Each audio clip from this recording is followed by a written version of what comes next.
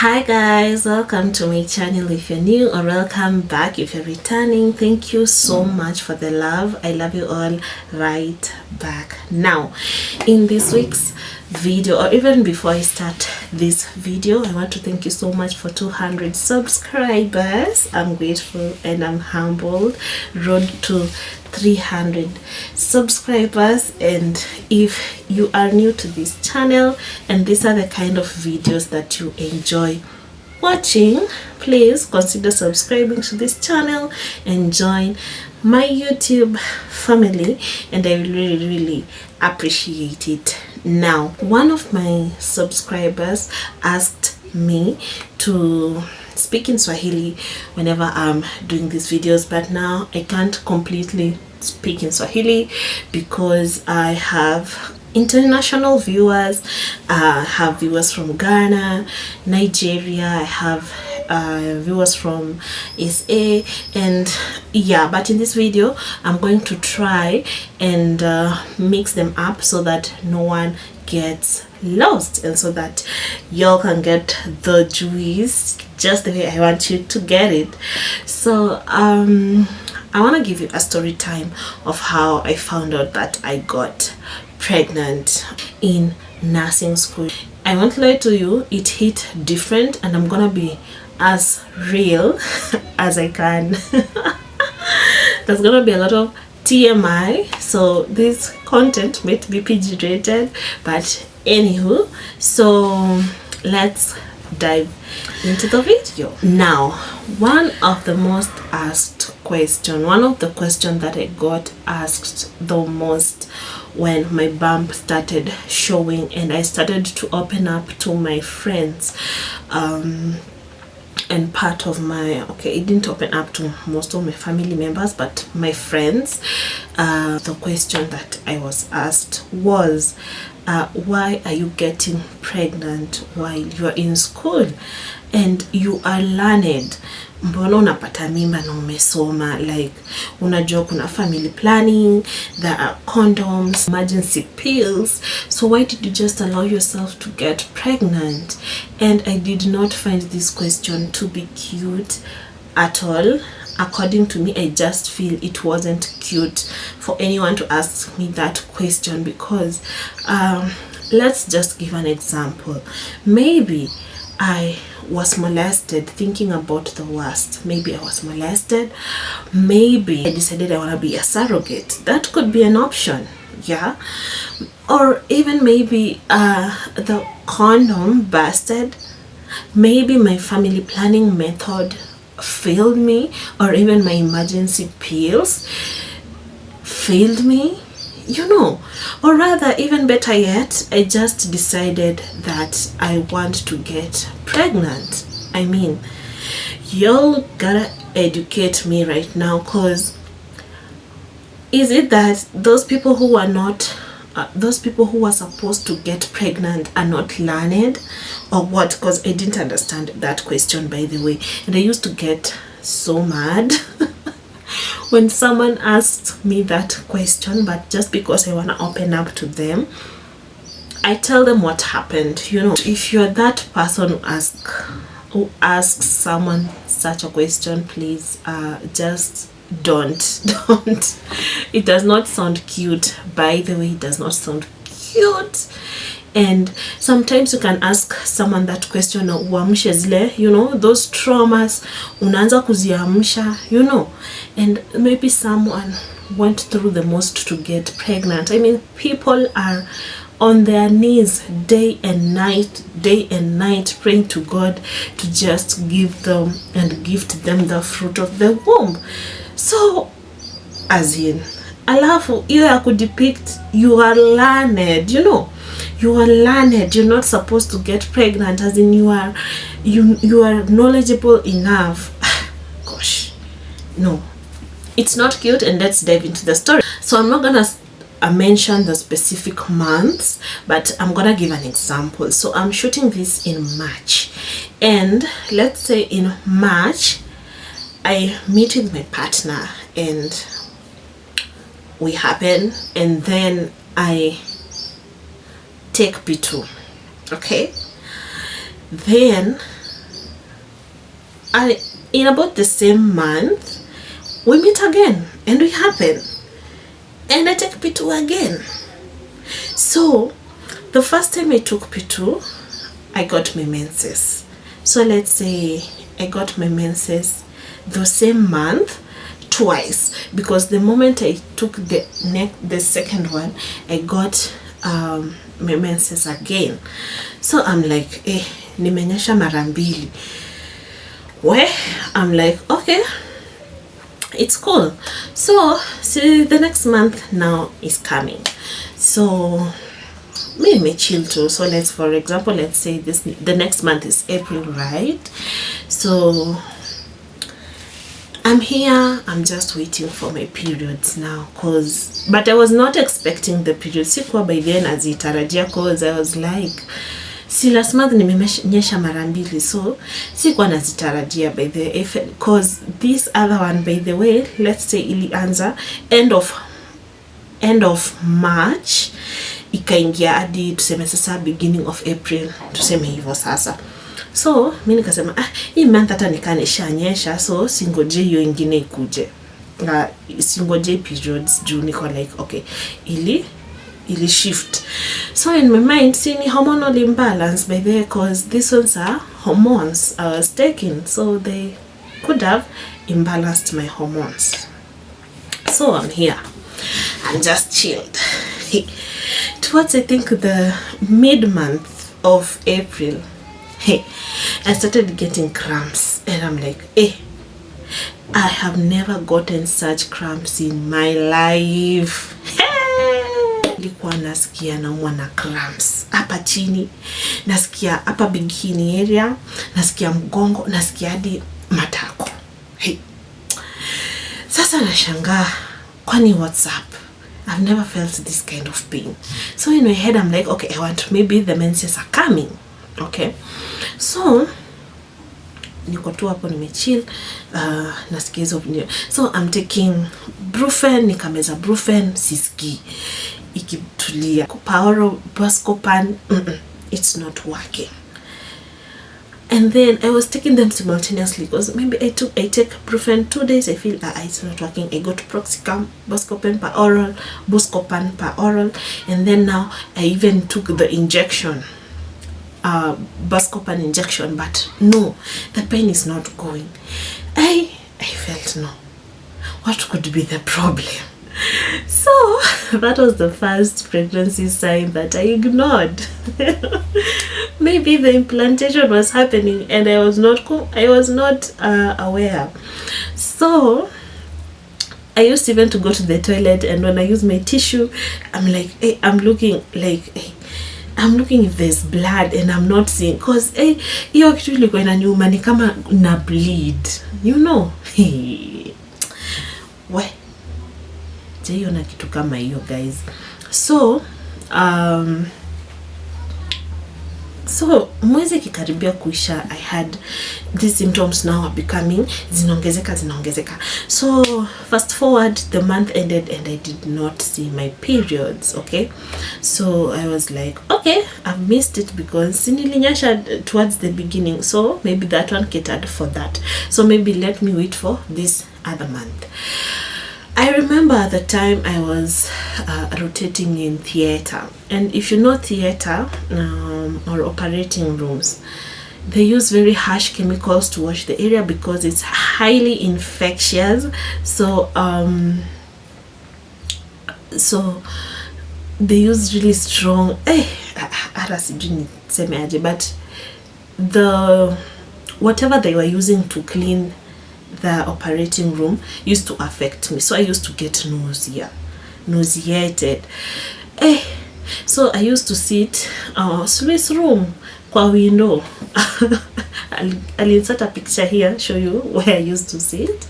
But yeah, so that nifunga tu dirisha, then I get some fresh air in so that I don't get nauseated. And then there was this nurse who I used to get into shift with her almost all the time, and now she used to ask me, mbona unapenda kukaa hapa kwa dirisha? Like, mbona unajitenga na watu? And I'm like, no, mimi niko tu sawa, nataka tu yo fresh air. Immediately I left that place, so I started getting nausea at that time. and now I think it was the beginning of now April. Ikiendelea, I went to the newborn unit. Now, hey, huko sasa ndio drama. Let me tell you guys, if you know how newborn unit operates, we usually want to keep the warmth so that the babies, they don't lose, the neonates don't lose heat so that they can grow. So, dirisha hazifunguliangwi huko, by the way. Dirisha hazifunguliangwi. And if you know that mothers, they come to express breast milk so that they can be able to feed their babies. So, hey, there's this one night shift that I went in, and then in the newborn unit, you take vital signs 3 hourly for the neonates. So it was 9 p.m. You take 9 p.m., 12 a.m., 3 a.m. and 6 a.m. in the morning when now you want to hand over.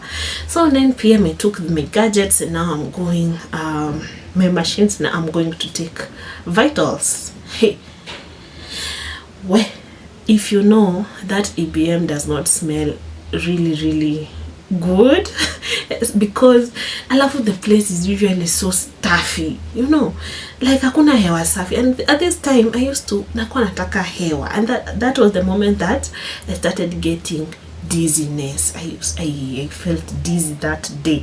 I didn't even finish. I just went and told the nurse, I don't feel okay, so if you can just allow me niende nipate fresh air kidogo, then I'll come back and continue. Akaniambia, wewe ni sawa, tuenda hata ukule relax, utakuja tu utachukua za saa ngapi? Za saa 6. And I was like, okay. So I went. Then when I came back, now the cramping again started, and I asked if I could go and rest. Akaniambia, ni sawa tu, just go. She was a very good nurse, by the way. So I went and rested. Hey, niliamka saa 6. Sikuamka mimi. Hizo cramps zilikuwa nini but uzuri ya kukuja kuniamsha. So 3 venye ilifika, nikajikaza tu, nikasema acha niende I take the vital signs. Nikampata hapo kwa nini amezima stima. So like ako anataka kwa distract. Akaniambia, wewe wacha tu sister. Tutachukua asubuhi tukienda tukihand over. Nikamwambia ni sawa, the better. So I went and slept. I used to feel so bad hapa chini. Jaisikia hivyo.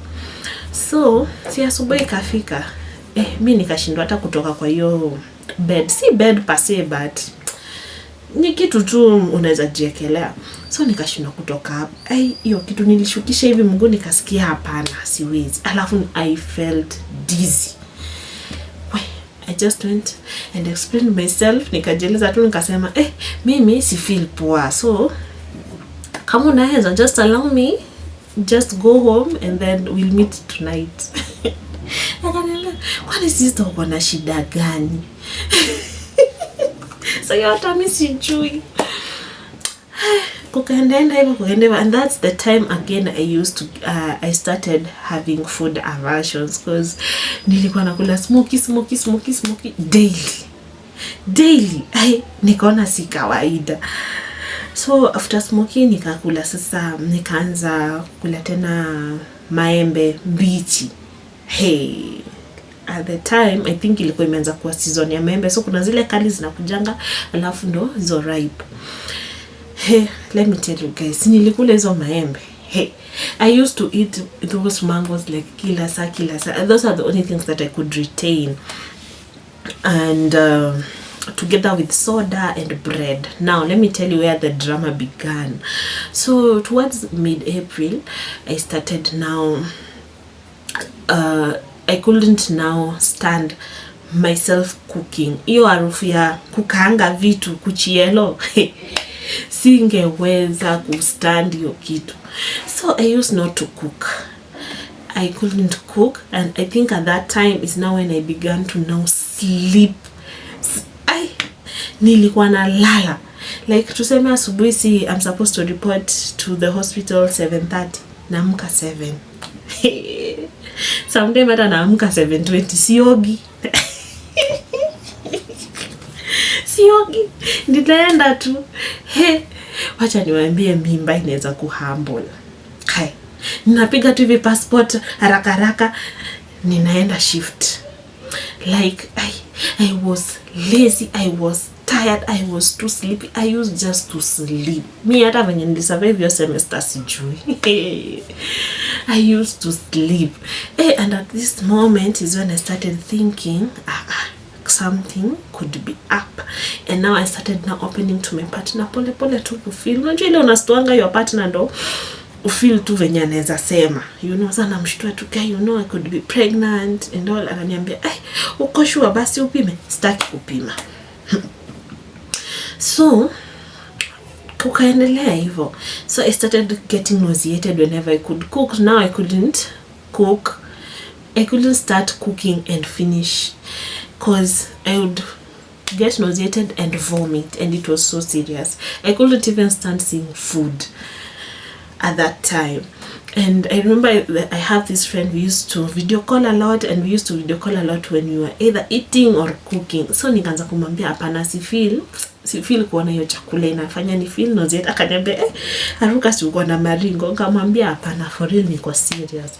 And she was the first person I opened up to, and told I feel like naweza kuwa niko na ball because when you feel hapana. So yeah, that's where I started getting nausea and vomiting. So ikaanza kutulia such that at some point when I used to have a neighbor, a very good neighbor. If you're watching this, hi. Nikienda huko kwao nipate wamepika na kula tu vizuri, by this ina shida, but shida ni when I cook. So I just used to survive on soda, bread na hiyo maembe. For a very long while. So after that nausea and vomiting picked in, now my urine started getting very concentrated and very smelly. Nikashangai ni infection. Baby, because I have really come a long journey with UTIs. Maybe I'll give you a story time later on, but nowadays I'm okay. Nikaanza kusema mama ni hizo vitu zimerudi tena, but again my urine it didn't used to smell like that. So I'm like, kwani what's wrong? I'm hydrating. I used to have like a very big water bottle ya kukunywa maji. Nashangaa kwani mkojo imeamua aje. I used to be conk and very smelly. So I used to wonder what's up. So now that's the time now I opened up to my neighbor and I told her, baby, naweza kwa hivi na hivi na hivi, naweza kwa niko ball. Akaniambia, baby, kama utaki kupima mimba na strip, kuna vile unaweza pima siji uweke mkojo kwa katini, put your urine in a tin, then you add sugar or salt, then there will be effervescence in the morning. You leave it through the night, then in the morning effervescence will have occurred. Si nikajaribu hiyo kitu. Mimi hata siko najua kuinterpret. Asubuhi akaniuliza ulifanya hiyo kitu, nikamwambia nilifanya, lakini mimi hata sijui kuinterpret. So nilimwaga tu hiyo mkojo. And now it was getting towards end of April. Sawa.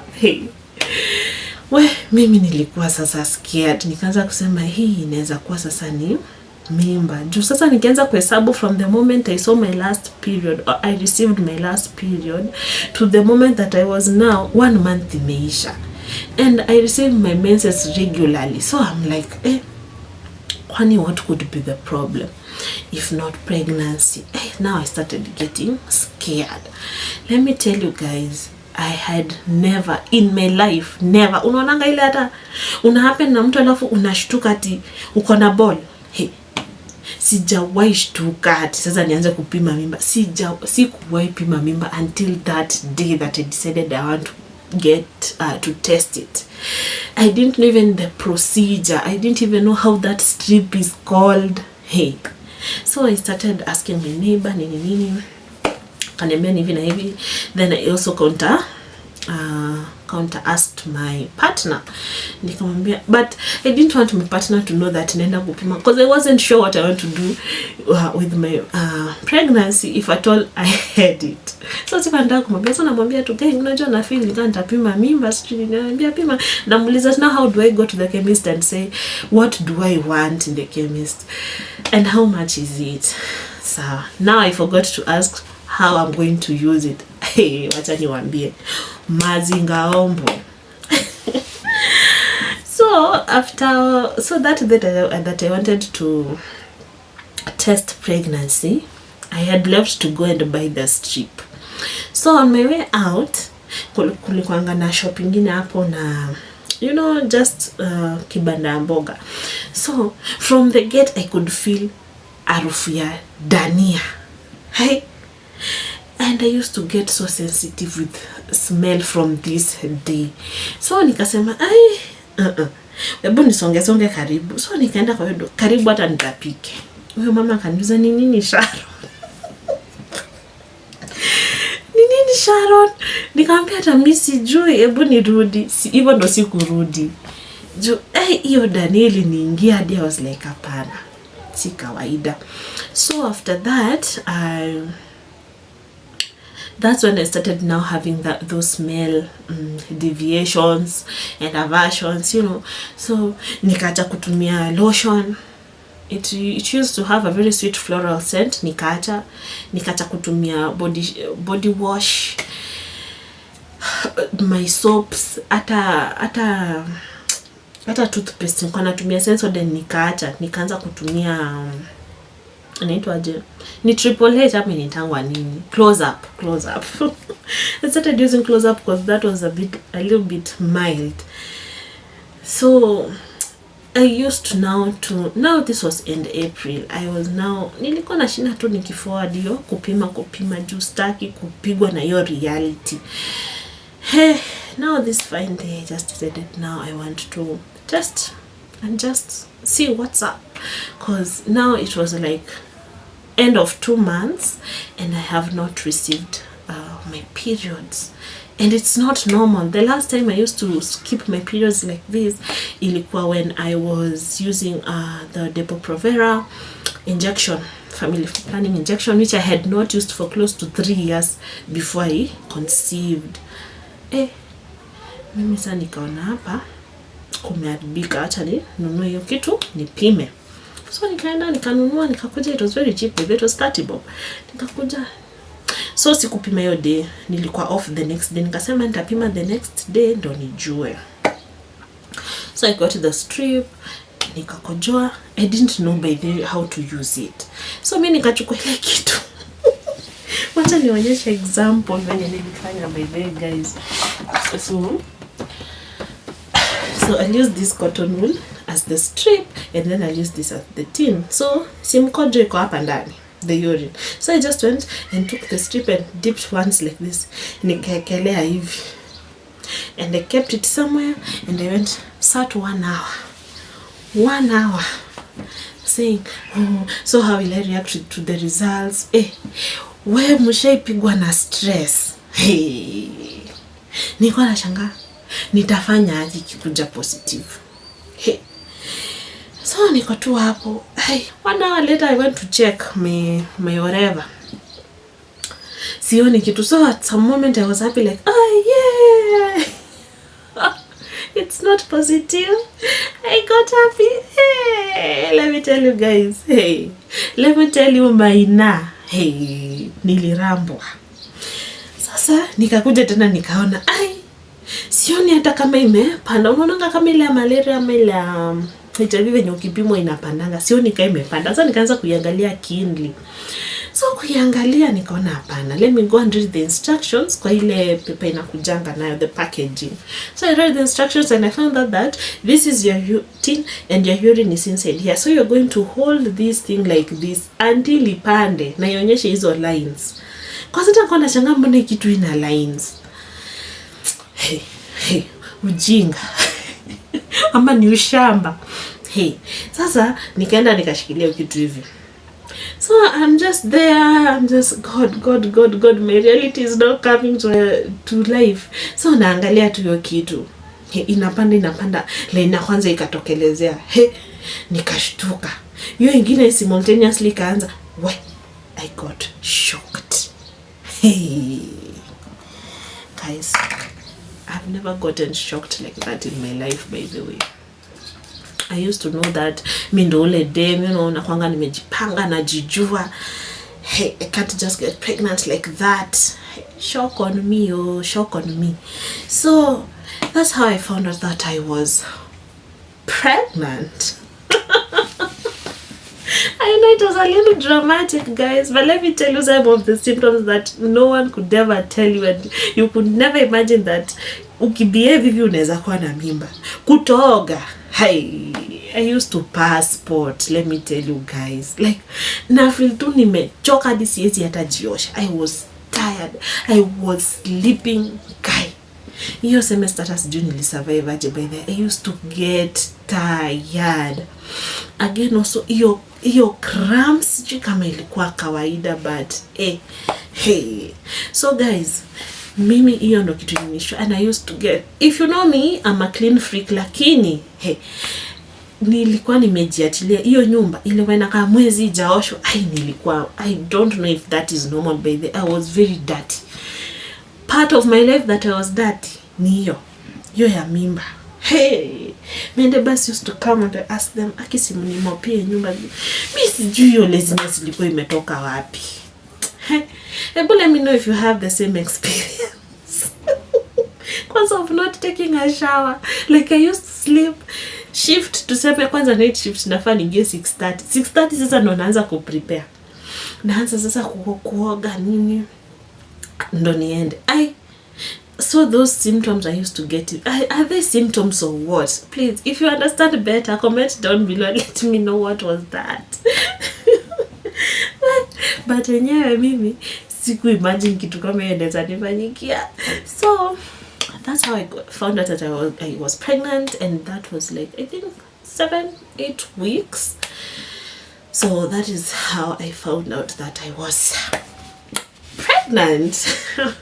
Share your stories down below, and if you want to know how I reacted, how my partner reacted, how people reacted to my pregnancy, why don't you guys get me to 300 subscribers, then I'll tell you guys my reaction together with now and then later on maybe I'll now share with you my pregnancy journey and all.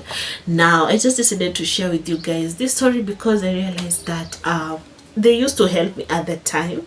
I don't want to talk much about it because I'll talk more about it on the reaction video. So this kind of videos, they used to help me a lot, and I used now to understand. Kwanza nilikuwa nashangaa hizi signs, can I relate to someone, you know, can I relate to someone? Unajua sisi tunajonga tu umekosa period ni hivyo uko na mimba, ama uanze kutapika, uanze kuwa nausea, but kuna mob, there's a lot to it. So if you enjoyed my story and you have not subscribed, please consider subscribing to my channel. Get me to 300 subs so that I can tell you guys my reaction, my partner's reaction, my sister's reaction, yeah, and just those people that I told. And now I started to accept the process of accepting all of that jazz. It's gonna be a juicy one.